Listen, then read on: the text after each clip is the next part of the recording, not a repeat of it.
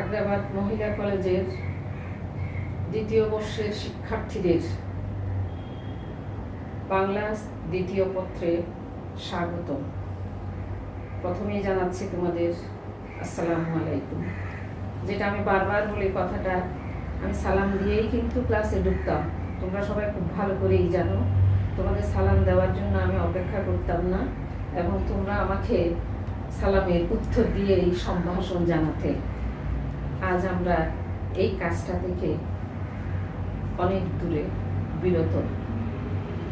বলার ছলে আমরা এর থেকে যে একটা দোয়া পেতাম, এটা থেকে বঞ্চিত হচ্ছি। তো যাই হোক, আমাদের মেনে নিতেই হবে। ইতিমধ্যে আমি তোমাদের কয়েকটা ক্লাসে প্রথাগত শব্দশ্রেণী দেখিয়েছি। হয়তোবা তোমাদের মনে হতে পারে এগুলি অপ্রয়োজনীয়, অপ্রাসঙ্গিক, কিন্তু তোমার ভিত্তিটা সুদৃঢ় করার জন্য, জানার জন্য আমার মনে হয় এই শব্দগুলো জানা প্রয়োজন ছিল। সেই শব্দের সনাতনী শব্দ বলতে গিয়ে বলেছিলাম 3 প্রকার। একটা উৎপত্তির দিক থেকে, একটা গঠনের দিক থেকে, এবং আরেকটা অর্থের পার্থক্য বিচারে। যদিও বা তোমাদের কোনো প্রশ্নে আসবে না, তা সত্ত্বেও আশা করি তোমরা এই শব্দগুলো সম্পর্কে কিছুটা হলেও ধারণা নিতে পেরেছ। কারণ এই শব্দের উপর ভিত্তি করেই মানব জীবন। শুধু মানব জীবন নয়, আমি বারবার বলি, শুধু মানব জীবন নয়, প্রকৃতির প্রতিটি সৃষ্টিরই কিন্তু নিজস্ব কতগুলো শব্দ রয়েছে। কোনো কোনো শব্দকে আমরা আখ্যায়িত করেছি, আমরা চিহ্নিত করেছি, আমরা বুঝতে পারি। শব্দ শুনলেই আমরা এটা কিসের শব্দ বুঝে যেতে পারি। কিন্তু মানুষের জীবনে যে শব্দের অবিরত লীলা চলছে, এবং শব্দের মাধ্যমেই কিন্তু আমরা আমাদের অস্তিত্বকে, আমাদের উপস্থিতিকে জানান দেই। আমি যদি চুপচাপ থাকি, কিংবা নীরব থাকি, কিংবা কানে শুনতে পাওয়া যায় না এমনভাবে আচরণ করি, তাহলে কিন্তু আমার অস্তিত্ব প্রকাশ পায় না। আমাকে কিংবা তোমাদেরকে সমাজে উপস্থিতি জানান দিতে হলে কিছু সংখ্যক শব্দের শ্রবণ করা, অর্থাৎ কানে শুনতে পাওয়া একান্ত প্রয়োজন। আবারও একটা কথাই বলি, যে শব্দ আমরা কানে শুনবো না, সেই শব্দ কিন্তু শব্দ না। হতে পারে শব্দ, কিন্তু আমরা তাকে সার্থক শব্দ বলবো না। তো ইতিমধ্যে যে কতগুলো ক্লাস তোমাদের করেছি, এগুলো লাগবে তোমাদের। তোমরা আশা করি বুঝবে সামনে আস্তে আস্তে, যখন তোমরা এর ভিতর ঢুকবে, ব্যাকরণের ভিতরে ঢুকবে, কিংবা যে কোনো জায়গাতেই তোমাদের এই শব্দগুলো প্রয়োজন হবে। বুঝতে পারবে কোনটা উৎপত্তি থেকে, কোনটা গঠনগত দিক থেকে, এবং কোনটা অর্থের দিক থেকে। তো আমি যেটা তোমাদেরকে গত ক্লাসে বলেছি, সেটা হলো আমাদের মূল, অর্থাৎ তোমাদের বর্তমান সিলেবাসের অন্তর্ভুক্ত ব্যাকরণিক শব্দশ্রেণী। যে শব্দগুলোকে আমরা পদ বলেছিলাম এতদিন, সেই শব্দগুলোই কিন্তু তোমাদের এখন ব্যাকরণিক শব্দশ্রেণী। আমি গত ক্লাসে তোমাদের ব্যাকরণিক শব্দশ্রেণী কাকে বলে, কত প্রকার ও কি কি উদাহরণ দাও বলেছিলাম। আশা করি তোমরা গত 1 সপ্তাহে বাংলা দ্বিতীয় পত্র বই দেখেছ, এবং এটা তোমাদের একান্তই দরকার, দেখতেই হবে, পড়তেই হবে। তোমরা দেখেছ, এবং ব্যাকরণিক শব্দশ্রেণী যেটা তোমাদের জন্য প্রযোজ্য, তোমাদের সিলেবাসের অন্তর্ভুক্ত, পরীক্ষার জন্য একান্ত প্রয়োজন, সেটা তোমরা পেয়েছ। তো সেই ব্যাকরণিক শব্দশ্রেণীকে আমরা কয় ভাগে ভাগ করেছিলাম যেন? আমরা 8 ভাগে ভাগ করেছিলাম। ব্যাকরণিক শব্দশ্রেণী কয় প্রকার? 8 প্রকার। এই 8 প্রকার শব্দ আমি বলেছিলাম তোমাদেরকে। 1 নাম্বার বিশেষ্য, 2 নাম্বার বিশেষণ, 3 নাম্বার অব্যয়, ক্রিয়া, ক্রিয়া বিশেষণ, এবং আর কি আরো পেয়েছিলাম কি? অব্যয় নয়, এটাও মনে রাখবে। অব্যয় আমাদের হয়তো ধারাবাহিকতায় চলে আসে, কিন্তু অব্যয় নয়। অব্যয়কে আমরা 3 শ্রেণীতে ভাগ করেছিলাম। অব্যয়ের 3টা শ্রেণী হলো গতানুগতিক, অর্থাৎ সনাতনী ব্যাকরণে অব্যয় ছিল, কিন্তু আমরা যখন এখন বর্তমান ব্যাকরণিক শব্দ শ্রেণী বলছি তখন কিন্তু আমরা অব্যয়কে তিনটা ভেঙেছিলাম। তিনটাই আমরা নিয়ে আসছি আমাদের প্রমিত ব্যাকরণে, আবেগ, যুজক এবং একটা কি হলো আবেগ, যুজক, আরেকটা এই তো তোমরা বলতে পেরেছো। তাহলে এভাবে আমাদের শব্দ কি হয়, আমাদের প্রথমত যে শব্দগুলো ছিল সেই শব্দগুলো আমাদের এখন 8টা শ্রেণীতে এসে গেছে। এই 8টা শ্রেণীর একটা ছিল কি, প্রথম যেটা আমরা পেয়েছি সেটা হলো বিশেষ্য। 1 নাম্বার বিশেষ্য। বিশেষ্য তোমাদেরকে জানতে হবে বিশেষ্য কাকে বলে, বিশেষ্য কত প্রকার ও কি কি, এবং প্রত্যেক প্রকারের উদাহরণ দিতে হবে। শুধু দিতে হবে না, তোমাদেরকে জানতে হবে, নির্দিষ্ট করে নির্বাচন করতে হবে, এবং তোমাদের প্রশ্নের ধরন অনুযায়ী, প্রকৃতি অনুযায়ী একটা প্যাসেজ দিয়ে দেওয়া হবে। সেই প্যাসেজে কোনটা বিশেষ্য, কোনটা বিশেষণ, কোনটা সর্বনাম, কোনটা যুজক, এভাবেই তোমাদের কি করতে হবে, খুঁজে বের করে আনতে হবে। সুতরাং খুঁজে বের করতে হলে তোমার তো আগে জিনিসগুলো পরিষ্কার ধারণা থাকতে হবে। ধারণায় যদি না থাকে তাহলে তুমি বিশেষ্য কি, বিশেষ্যের জায়গায় তুমি হয়তো সর্বনামকে বিশেষ্য বলে ফেলবে, কিন্তু আমরা জানি সর্বনাম বিশেষ্য নয়, বিশেষ্য হলো সুনির্দিষ্ট নাম। বিশেষ্য হলো সুনির্দিষ্ট নাম। আমরা যদি এইভাবে বলি যে পদ কোনো ব্যক্তি, বস্তু বা স্থান, কোনো ব্যক্তি, বস্তু বা স্থান ইত্যাদির নাম, অথবা কোনো জাতি, একটা জাতি হতে পারে, অথবা সমষ্টি হতে পারে, শ্রেণী হতে পারে, অথবা কাজ কিংবা গুণ, যখন একটা বাক্যের মধ্যে এটি প্রধান হিসাবে ব্যবহার হয় তখন আমরা গুণ, যদিও আমরা জানি গুণ হলো বিশেষ্যের অবস্থা নির্দিষ্টকরণ, কিন্তু ক্ষেত্র বিশেষে কোনো জায়গায় কোনো বাক্যে আমরা গুণকেও কিন্তু বিশেষ্য হিসাবে আখ্যায়িত করতে পারি, তখন ওটি আর ক্রিয়া বিশেষণে বা বিশেষণে যাবে না। এই জিনিসগুলোই তোমাদের কি করতে হবে, মনে রাখতে হবে, বুঝতে হবে। তাহলে সেই বুঝার জন্যই বলতে পারি কি, বলো দেখো, যে পদ কোনো ব্যক্তি, বস্তু, স্থান ইত্যাদির কিংবা নাম, জাতি, শ্রেণী, সমষ্টি, কাজ অথবা গুণ ইত্যাদি প্রকাশ পায় বা বুঝায়, তখন আমরা তাকে বলবো বিশেষ্য। তখন আমরা তাকে বলবো বিশেষ্য। অবশ্যই সেখানে পদ বলবে না, কি বলতে হবে, শব্দ, যেহেতু তোমাদের জন্য নির্দিষ্ট করেই দেওয়া হয়েছে যে ব্যাকরণিক শব্দ শ্রেণী, তাহলে তোমাদেরকে বিশেষ্য কি বলতে হবে, শব্দ। ইতিমধ্যে এটা বুঝলাম। এবার আমরা দেখি বিশেষ্যকে কয় শ্রেণীতে ভাগ করা যায়। এই বিশেষ্যকে কয় ভাগে ভাগ করা যায়? বিশেষ্যকে 2 ভাগে ভাগ করা যায়। লক্ষ্য রাখবে, বিশেষ্যকে কয় ভাগে ভাগ করা যায়? বিশেষ্যকে 2 ভাগে ভাগ করা যায়। প্রধানত 2 ভাগে ভাগ করা যায়। একটা হলো নাম বিশেষ্য,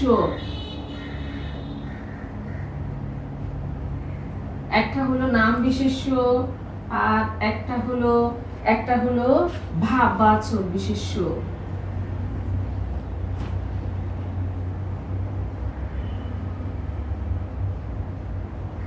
তাহলে বিশেষ্য কয় প্রকার? প্রধানত 2 প্রকার।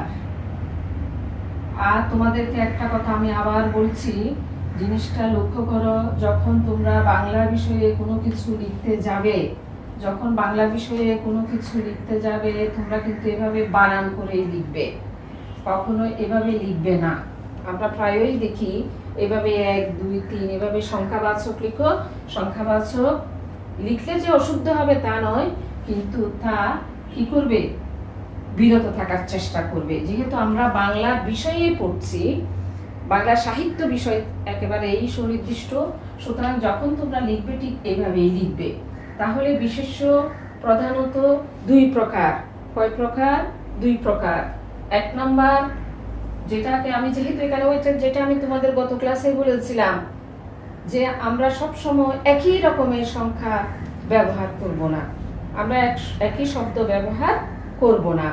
আমাদেরকে প্রথম আমি বললাম ব্যাকরণিক শব্দ শ্রেণীর একটা অংশ 1 নাম্বার দিলাম। যখন তুমি সেই একেরই আবার বিভেদ করছো, শ্রেণীকরণ করছো, প্রকারভেদ করছো, সুতরাং তোমাকে এখানে ব্যবহার করতে হবে, হয় ক খ করবে, অথবা রোমানের এভাবেই করবে, এভাবে করবে, অথবা অন্য যে কোনো কিছু এক্স ওয়াই দিয়ে করতে পারো, সেটা তোমাদের উপর নির্ভর করবে। কিন্তু কখনো মনে রাখবে, কখনোই তোমরা একই রকমের সংখ্যা ব্যবহার করবে না। এগুলোই কিন্তু ক্লাসে আসলে জানা যায়। বুঝতে পেরেছো? এগুলো হচ্ছে ক্লাসে আসলে আমরা এই জিনিসগুলো, যেগুলো এমনি এমনি বলা কোনো সুযোগ থাকে না, বলতে পারি না, ক্লাসে যখন আসো আমরা প্রাসঙ্গিক কিছু সংখ্যক কথা এমনি এমনি বলি। আবার আমি হলাম গিয়ে এমন যে প্রসঙ্গ যদি এসে যায়, আমি বাইরের রাস্তার কথাও নিয়ে আসি, অনেক ঘটনা নিয়ে আসি, সেটা তোমরা খুব ভালো করেই জানো। তো তাহলে বিশেষ্য কয় প্রকার পেলাম? নামবাচক বিশেষ্য এবং ভাববাচক বিশেষ্য আমরা পেয়ে গেলাম। তাহলে এই দুই ভাগকে আবার বোঝানোর জন্য আমরা কিছু সংখ্যক আবার শ্রেণীকরণ করব, অর্থাৎ এদেরকেই ঠিকভাবে বোঝার জন্য আমরা আবার তাদের কি করব? শ্রেণীকরণ করব। এই শ্রেণীকরণে যেগুলি দেখা যাবে সেই হলো নামবাচকে যেটা আমি পাচ্ছি, যেটা তোমার বললাম নামবাচক বিশেষ্য বলছি, নামবাচক বিশেষ্য। তাহলে নামবাচক বিশেষ্য আমি কি কি বলতে পারি? লক্ষ্য করো, যে কোনো নির্দিষ্ট স্থান, যে কোনো নির্দিষ্ট স্থান, নদী, পর্বত, সমুদ্র, বিশিষ্ট অট্টালিকা, প্রসিদ্ধ গ্রন্থ কিংবা ব্যক্তির নাম বোঝায়, তার নামবাচক বিশিষ্ট। বুঝতে পেরেছ? যা কোনো নির্দিষ্ট স্থান, নদী, পর্বত, এগুলো একেবারেই সুনির্দিষ্ট, সমুদ্র, বিশিষ্ট কোনো, যেমন হুসনি দালাল, দালান, এ জাতীয় যখন কোনো নির্দিষ্ট একটা দালানকে বা অট্টালিকাকে আমরা বিশেষ করব, তার প্রসিদ্ধ গ্রন্থ, আল কোরআন, বাইবেল, এ জাতীয় যখন কোনো প্রসিদ্ধ গ্রন্থের নাম প্রকাশ করব, তখন এই জিনিসগুলো বুঝাবে এবং আমরা বুঝবো তারা নামবাচক বিশেষ্য। এবার আসে আমরা জাতিবাচক বিশেষ্য।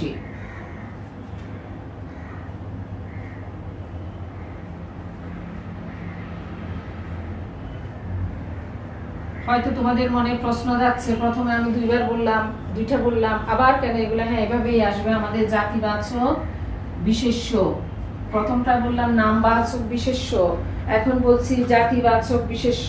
তাহলে এখানে জাতিবাচক বিশেষ্য বলতে যা কোনো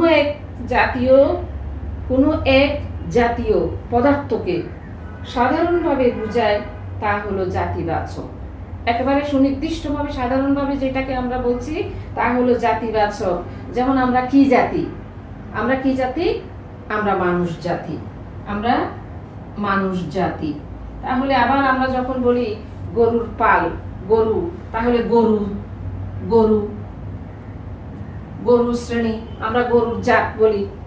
তারপরে আমরা যখন বলি পাখি, পাখি, পাখি জাতি, যেমন পাখির মধ্যে নানা প্রকারের পাখি রয়েছে। আবার আমরা যখন বলি গাছ, বৃক্ষ, অর্থাৎ এদেরকে আমরা কি করছি? এদেরকে আমরা জাতি হিসাবে আখ্যায়িত করছি এবং সুনির্দিষ্ট শব্দ। আমি পদ বলবো না, হয়তো পদ আমার মুখে এসে যাবে, কারণ আমাদের বহুদিনের চিরাচরিত একটা অভ্যাস পদ বলা।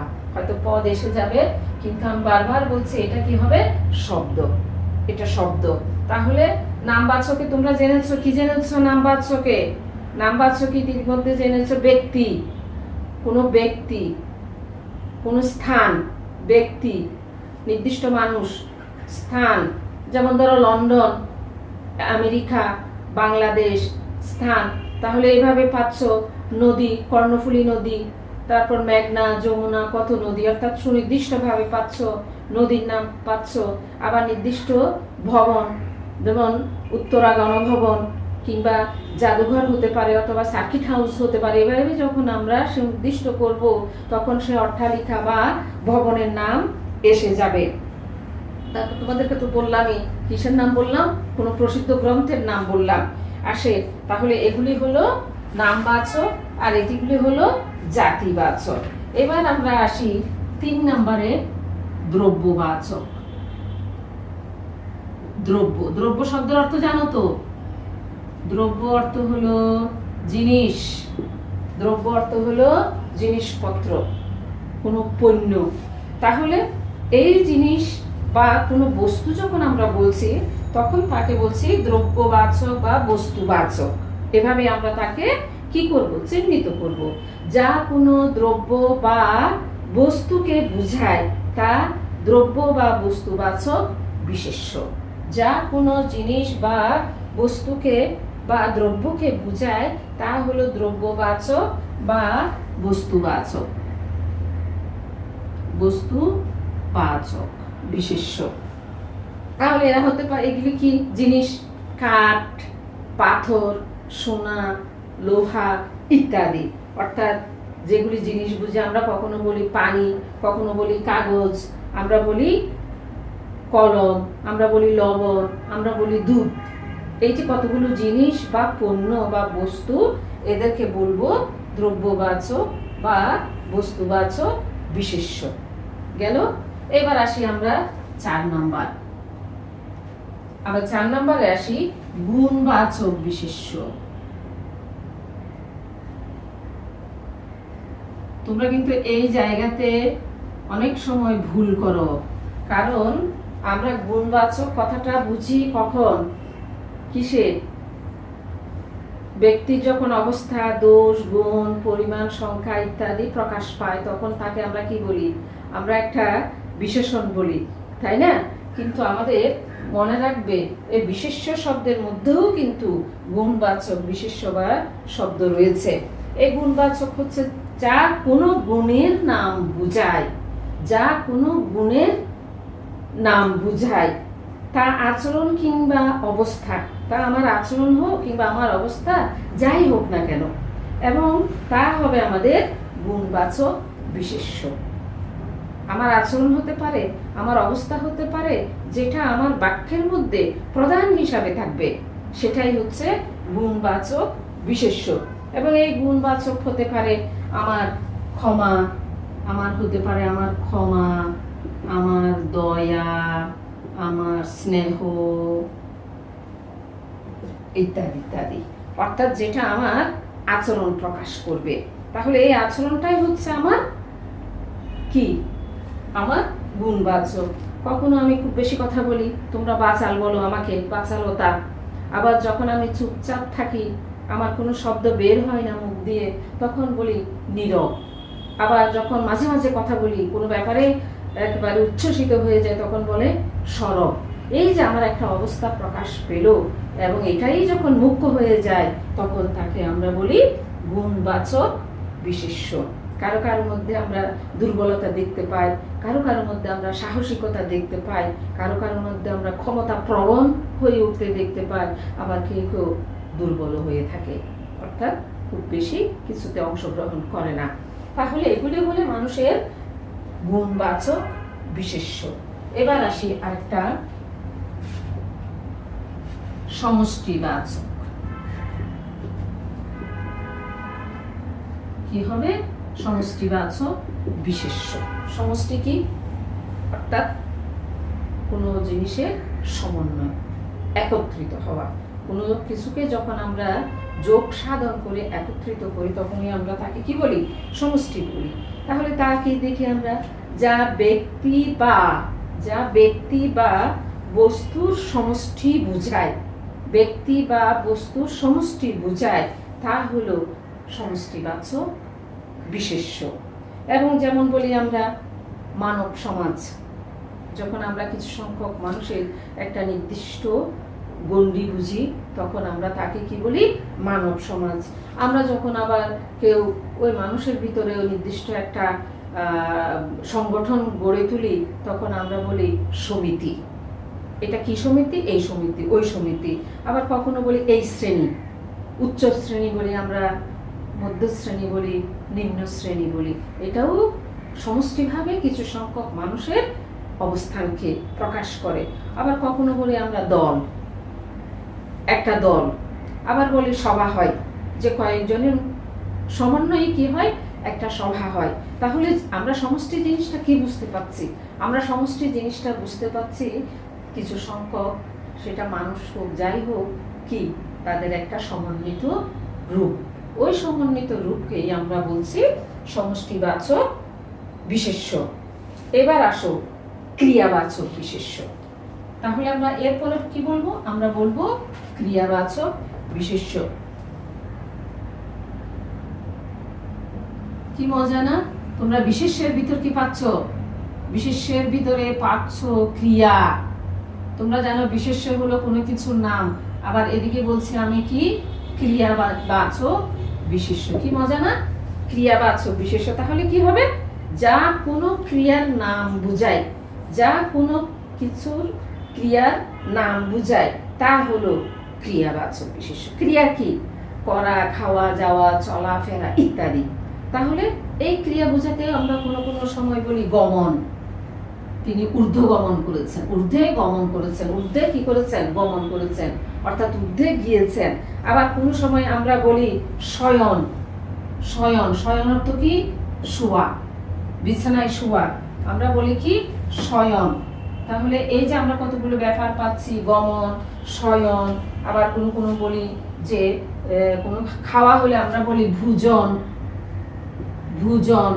আবার কখনো বলি আমরা যখন কোনো হয় কাজ করি, তখন সেই কাজের একটা কি দেওয়ার জন্য, পরিচয় দেওয়ার জন্য গমন বলছি, শয়ন বলছি, ভোজন বলছি। আবার বলি শ্রবণ, অর্থাৎ আমরা যখন কানে শুনতে পাই তখন বলি শ্রবণ। আবার কখনো আমরা বলি পঠন, অর্থাৎ যখন আমরা পাঠ করি তখন বলি পঠন। তাহলে তোমরা বুঝতে পেরেছো?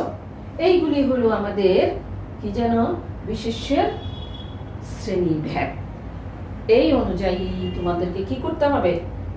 তোমাদেরকে বিশেষ্য সিলেক্ট করতে হবে, নির্বাচন করতে হবে, নির্ধারণ করতে হবে, যাতে এই জিনিসগুলো জানা থাকলে তোমরা কখনোই গুণবাচককে বা বস্তুবাচককে এদেরকে কোথায় ফেলবে না, অন্য শ্রেণীতে ফেলবে না। তোমাদের মনে রাখতে হবে এরা যখন বাক্যের মধ্যে প্রধান ভূমিকা পালন করে তখন আমরা এদেরকে বলি বিশেষ্য।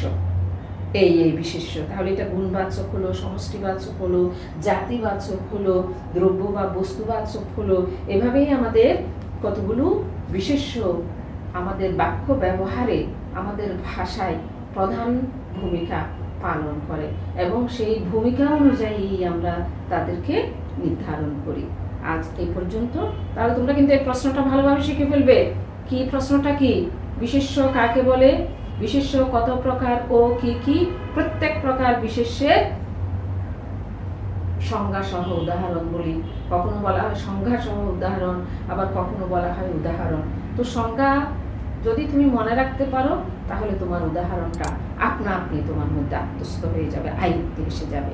এবং তোমাদের যে পেসেজটা দেওয়া হবে পরীক্ষায়, আশা করি তোমরা সেই পেসেজটা থেকে এগুলোকে খুঁজে বের করে নাম্বার প্রাপ্তিটাকে সহজ করবে। তোমাদের সবাইকে ধন্যবাদ।